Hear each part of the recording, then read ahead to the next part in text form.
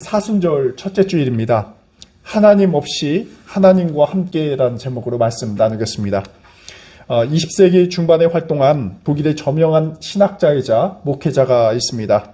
그의 이름은 디트리 본회퍼입니다. 그는 독일 나치 시절 이 나치의 폭정에 항거해서 고백교회를 세웠습니다. 그리고 히틀러 암살 이 미수 사건에도 가담을 했습니다. 하지만 그의 암살 계획은 실패하고 말았습니다. 그리고 결국 옥에 갇히게 됩니다. 39이라는 아주 젊은 나이에 순교를 하게 되죠. 그가 1944년 테겔이라는 감옥에 갇혔을 때였습니다.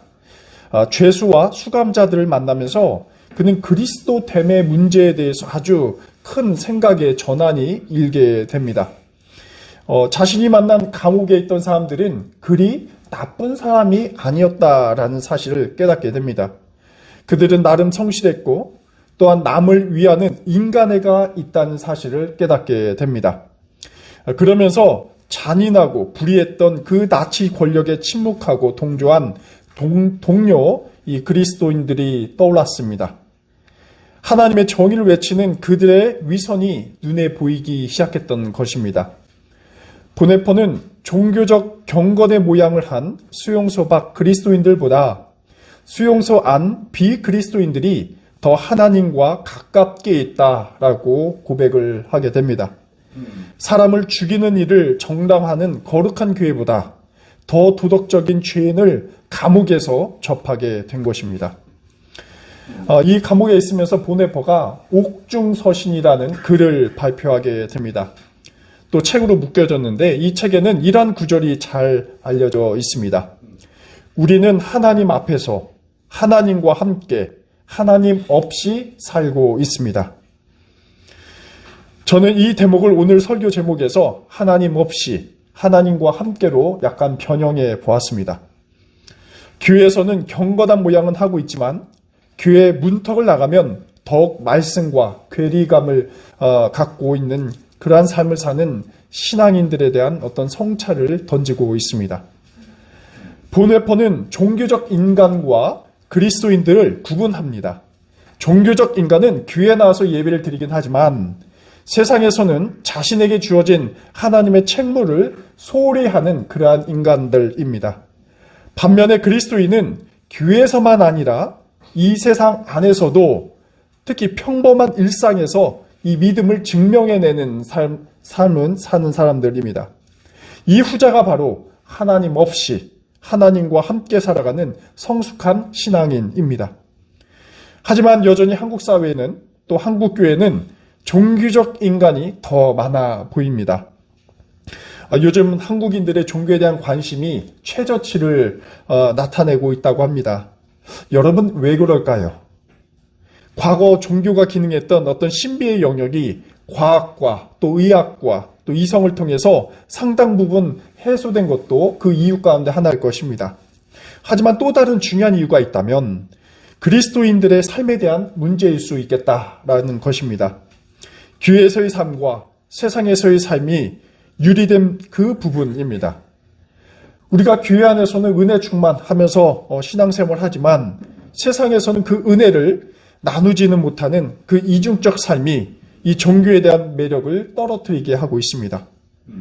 보네퍼 목사가 감옥에서 목격한 것처럼 그리스도인들의 삶의 모습이 비그리스도인들의 삶보다 윤리적으로도 본이 되지 못하는 경우가 많습니다. 이것이 바로 한국교회의 생존 문제와 관련이 있다 보여집니다.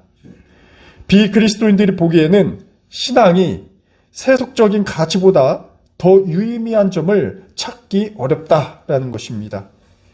그래서 우리가 대면하는 과제가 여기서 상당히 무겁습니다. 우리는 지금 더 이상 믿음이 무의미하다고 또 교회에 다니는 것이 무가치하다고 판명되는 오늘의 세상 속에서 그럼에도 불구하고 우리 신앙이 왜 가치 있고 왜 의미 있는가를 증명하면서 살아야 되는 큰 도전에 직면해 있습니다. 제가 단순히 우리 그리스도인이니까 선하게 살자라는 것을 주장하는 것이 아닙니다. 사실 신앙이라는 것이 우리의 좋은 삶과 관련되어 있기 때문에 우리 신앙의 모습이 교회 안팎에서 불일치한다면 그것은 우리가 좋은 삶을 살아가지 못한다는 증거이기도 합니다. 오늘 아침 우리가 묵상한 마태복음 25장 19절 이하의 말씀은 바로 이 점에 대해서 아주 명확하게 지적을 하고 있습니다. 오늘의 본문은 달란트 비유로 알려져 있습니다. 아주 유명한 비유이죠. 또 다양하게 해석도 되고 있습니다. 근데 오늘 이 본문과 관련해서는 때로는 잘못된 해석이 우리에게 주입되어 있을 수 있겠다 보여집니다. 여러분, 오늘 본문이 이야기하고자 하는 핵심이 무엇입니까? 주인이 남긴 달란트를 가지고 그것이 적든지 많든지 성과를 거둬야 한다는 어떤 능력주의, 성과주의를 이야기하는 것입니까?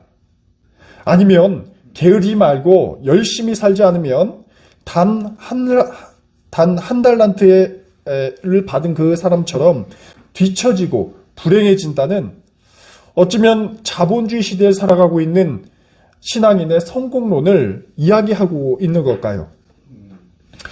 크게 볼 때 이 마태복음 25장은 세 가지 큰 비유가 이렇게 뭉텅이로 등장하고 있습니다. 앞장에 보면은 첫 번째가 열처녀 비유가 등장하고요. 두 번째가 오늘 읽은 달란트 비유입니다. 그리고 세 번째가 마지막 그 이야기인 양과 염소의 비유입니다. 오늘 본문이 바로 이제 중간에 위치한 두 번째 비유인데요. 이 세 비유를 관통하는 그 주제가 사실상 중요합니다. 어떤 신학적 틀을 가지고 있느냐 할 때 그것은 바로 종말론이라는 것이죠. 종말론의 관점에서 이 세 가지 비유를 좀 해석을 할 필요가 있습니다. 근데 우선 제가 말씀드릴 것은 이 종말론, 기독교적 종말은 생각하면 보통 사람들이 이 세상이 곧 종말하고 우리 행실에 따라서 처벌하는 그런 심판을 떠올리기 십상입니다. 하지만 기독교에서 말하는 이 종말이란 약간 다릅니다. 어떤 심판도 중요하겠지만 그보다는 현재 내 삶의 상태를 성찰하고 어떻게 살아갈 것인가, 여기에 더 주안점을 주는 것이 기독교적 종말론의 핵심입니다. 그렇기 때문에 어떻게 내가 옛 삶에서 새 삶을 발견할 수 있을까? 또 새 삶을 위해서 내가 이 시간에 무엇을 결단하고 의지를 발현할 것인가? 이러한 건설적이고 희망적인 그런 삶이 기독교의 어떤 종말과 관련이 있고, 그 가운데 오늘 달란트 비유가 놓여져 있습니다. 그래서 하나님께 심판받기 전 우리가 게으르지 말고 주어진 분량을 열심히 살자라는 교훈을 이끌어내는 것이 오늘 달란트의 비유는 아닙니다. 약간 거리가 있습니다. 오히려 오늘 본문을 통해서 종말의 삶을 사는 우리 그리스도인들이 어떻게 변화된 삶을 살 수 있을까? 특히 교회 안의 삶과 세상에서의 삶의 이 괴리된 신앙 분열적 삶을, 이 질병을 어떻게 우리가 치유하고 온전하게 봉합해낼 수 있을까? 바로 이것이 오늘 본문의 핵심이라 볼 수 있습니다. 자, 말씀 안으로 들어와 보도록 하겠습니다. 오늘 본문 19절에는 주인이 돌아와서 종들에게 나누어진 달란트를 정산하는 장면으로 시작합니다. 이전의 이야기를 약간 더 덧붙일 필요가 있겠다 생각이 듭니다. 주인이 먼 여행길을 떠나고 있는 상태였죠. 종들을 불러서 능력에 따라서 달란트를 분배합니다. 첫째 종에게는 5달란트, 둘째 종에게는 2달란트, 마지막 종에게는 1달란트를 줍니다. 여기서 왜 각 종들에게 다른 달란트를 주인이 줬냐, 능력에 따라 왜 차별했냐라고 생각해 볼 수 있긴 하겠지만 그것이 오늘 본문의 핵심은 아닙니다. 5달란트와 2달란트를 받은 종들은 어떻게 합니까? 이것으로 장사를 하죠. 그래서 자신의 기존의 것에 2배를 벌게 됩니다. 근데 세 번째 종이 문제적입니다. 이 종은 장사하지 않고 그냥 땅을 파서 그 달란트를 묶어맙니다. 아주 굉장히 기이한 행동을 한 것입니다. 여러분, 여기서 중요한 것은 이 주인의 의도입니다. 여러분, 이 주인이 오랫동안 떠나기 전 종들에게 달란트를 나눠준 것은 어떤 이유 때문일까요? 다분히 자신의 재산을 증식하기 위한 이유일까요? 21절에 보면 오늘 읽은 본문입니다. 주인이 종들을 칭찬하는 장면이 등장합니다. 이 대목을 우리가 꼼꼼히 보면 우리는 여기서 주인이 종들에게 의미한 그 의도를 잘 좀 읽어낼 수가 있습니다. 이러한 구절입니다. 잘했다. 착하고 신실한 종아. 내가 적은 일에 신실하였다. 라는 대목입니다. 여기서 착하다와 신실하다라는 이 구절을 주목해 봅니다. 주인은 종들이 얼마나 자신에게 신실한지를 보고자 했던 것이 했던 의미를 여기서 우리가 볼 수 있는 것이죠. 여기서 착하다의 의미는 굿이란 뜻도 있지만 마음이 정직하다라는, 원래 그리스어대로 보면 마음이 정직하다라는 의미입니다. 또 신실하다의 그리스어도 보통 믿음, 충성, 신뢰의 의미를 담고 있는데 좀 더 의미를 부여하면 믿고 살다라는 이야기입니다. 이 두 단어를 종합해 보면 착하고 신실한 종이라는 칭찬은 얼마나 정직한 마음으로 주인을 믿고 또 살았는가, 이 점을 보는 것으로 해석을 할 수가 있겠습니다. 그래서 주인이 달란트를 나눠준 것은 하나의 테스트적인 성격이 좀 강하다라고 볼 수가 있습니다. 어떻게 종들이 자신들의 삶을 진실하게 받아들이고 또 주인을 믿고 또 행동으로 옮기며 살았는가를 보기 위함이 강하게 남겨져 있는 것이죠. 그래서 첫째 종과 둘째 종은 이 주인의 마음을 나름 지키면서 살려고 노력한 존재들입니다. 주인이 이들 칭찬한 이유는 돈을 2배로 벌어들인 그 이윤 때문만이 아닙니다. 이 종들은 주인이 저 멀리 떠나 함께하고 있지 않음에도 불구하고, 즉 주인이 없이도 자신에게 주어진 능력을 발휘해서 주인과의 신뢰관계를 이어가고자 부단히 애썼습니다. 주인이 없어도 또 있는 것처럼 종들이 주인의 마음을 헤아리고 또 그렇게 살았다는 것이 핵심입니다. 이를 달리 말씀드리면 오늘 설교 제목에서처럼 하나님 없이 하나님과 함께 살았다라고 표현할 수 있습니다. 하지만 이 두 종과는 달리 불만을 품은 한 종이 주인에게 와서 다가서 이렇게 얘기하죠. 25절입니다. 주인님, 나는 주인이 굳은 분이시라 심지 않은 데서 거두시고 뿌리지 않은 데서 모으시는 줄 알고 무서워하여 물러가서 그 달란트를 땅에 숨겨두었습니다. 보십시오. 여기에 그 돈이 있으니 받으십시오. 여러분 어떻습니까? 이 종인 자신이 일하지 않고 또 이윤을 남기지 않은 이유가 어디에 있다고 얘기하고 있습니까? 자신이 아니라 바로 주인에게 있다고 이렇게 책임을 전가하고 있습니다. 다 인색하고 냉정한 주인 때문에 자신이 일하지 않았다라는 것입니다. 달란트를 그냥 묻어두었다라는 것입니다. 여기서 실제로 주인이 인색한 인물이었을까? 우리가 좀 의심을 갖고 좀 접해야 될 필요가 있습니다. 그런데 안타깝게도 성경은 이 주인의 품성에 대해서 명쾌하게 묘사하고 있지는 않습니다. 하지만 종의 태도와 발언을 유추해보면 그가 주인을 오해한 것으로 우리가 파악을 할 수가 있습니다. 종은 어떻습니까? 주인을 인정머리 하나 없는 인색하고 냉정한 사람으로 규정했습니다. 또 불로소득만을 노리는 어떤 좀 자본주의적으로 보면 파렴치한 어떤 인간으로 판단을 했습니다. 하지만 이것은 객관적이고 이성적인 판단이 아니었습니다. 더 본질적인 것은 이러한 주관적이고 감성적인 편견뿐만 아니라 더 본질적인 것은 이 주인과 종의 관계가 바로 여기에서 나타나고 있습니다. 특히 여러분, 주인은 이 종을 악하고 게으르다 질책하는데 그 이유가 무엇입니까? 여기서 악하다라는 그리스어를 보니까 도덕적으로 사악한이라는 의미 말고도 고통과 괴로움을 일으키는 이라는 의미를 갖고 있습니다. 즉 종의 행태가 어떻다라는 것입니까? 주인에게 고통을 주었다라는 것입니다.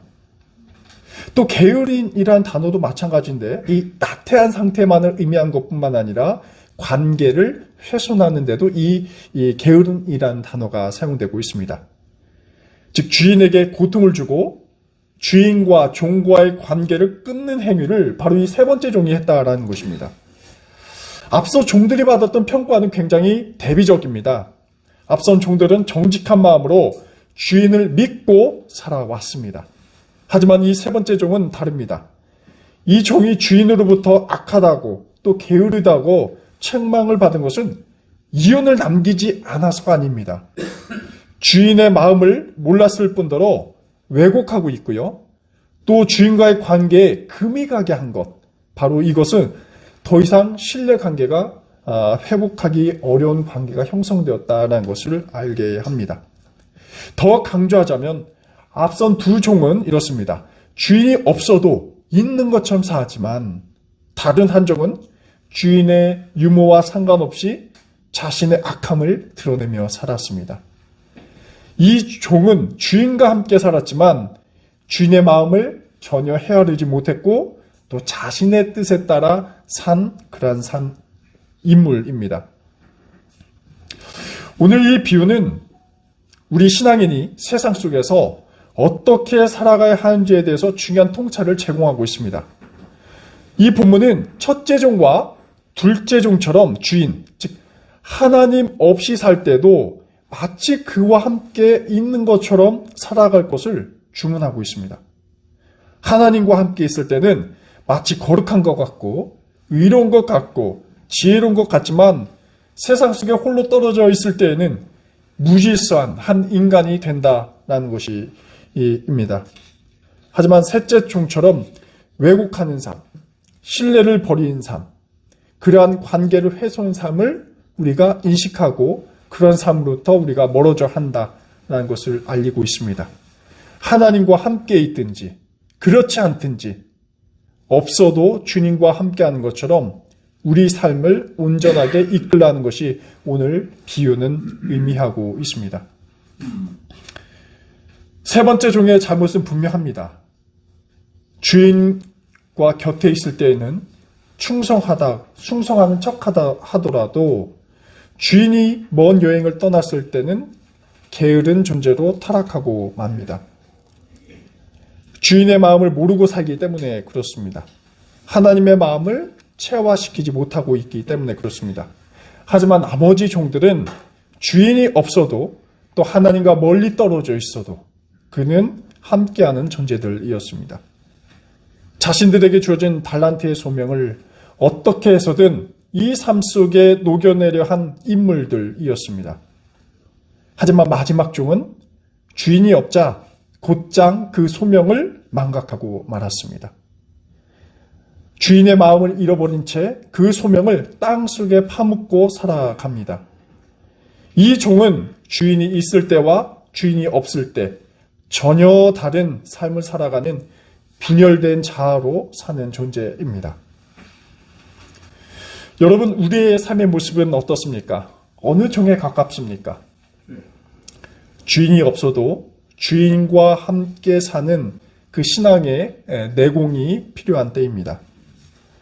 주님과 함께 산다는 것은 우리가 종교인이 되는 것이 아닙니다. 교인 안의 삶으로 제한되는 그러한 삶을 살겠다는 것이 아닙니다. 오히려 그리스도의 모습과 성품이 우리가 체화시키고 이것을 삶 속에서 증명한다는 그런 결단하는 존재들입니다.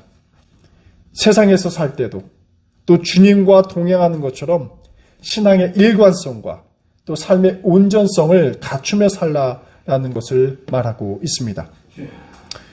우리 낙산교회 교우님들 한 분 한 분이 하나님 없이 또 하나님과 함께 사는 삶을 이루시길 간절히 기원합니다. 기도하겠습니다. 하나님, 교회 안에서만 거룩한 채 하며 그것을 신앙의 모든 것으로 간주하지 않았나 성찰합니다. 세상 밖에서도 주님께서 보여주신 제자됨, 그리스도됨의 모습을 놓치며 살아온 저희에게 주님께서 함께 하신다는 생각을 놓치지 않게 하옵소서. 주인이 종을 떠나 있을 때에도 주인의 마음을 잃지 않고 주인의 종으로서 충실히 살아간 그 종들을 기억하게 하시고 이들의 삶이 저희의 모습과 닮게 하옵소서. 예수 그리스도의 이름으로 기도드립니다. 아멘.